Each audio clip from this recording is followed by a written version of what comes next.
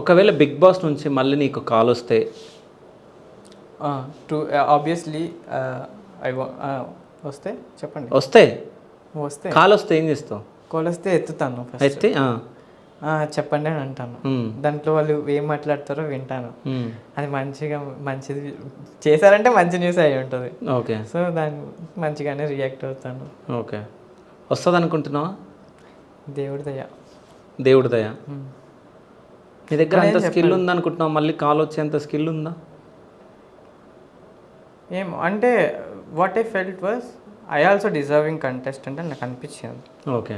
And నా points నేను పెట్టాలి. నేను ఏమంటే మనది మనకు అనిపిస్తుంది, ఓకేనా? సో అది నేను ఉండాలి, నేను ఉండగలను, నాకు తెలుసు, వాళ్ళు నన్ను ఎందుకు తీసుకోలేరు, వాళ్ళని ఎందుకు తీసుకోరు అని చెప్పేసి మనది మనము డిఫైన్ చేసుకుంటాం. మనది మనకు ఉంటుంది ఉండాలని, కానీ వాళ్ళకు కావాల్సింది వేరు. ఇంకోటి ఏంటంటే నాకు యాజ్ ఏ బ్రదర్గా, యాజ్ ఏ ఫ్రెండ్గా, యాజ్ ఏ ఫ్యామిలీ మెంబర్గా అనుకొని నేను ఒక విషయం చెప్తాను. ఇంకా నువ్వు మంచిగా ఫిజికల్గా మంచిగా ఫిట్గా రెడీ అయ్యి, సో నెక్స్ట్ ఇయర్ కానీ ట్రై చేయాలి. నీకు బిగ్ బాస్లో ఛాన్స్ రావాలి, నేను మళ్ళీ ఇంటర్వ్యూ చేయాలి.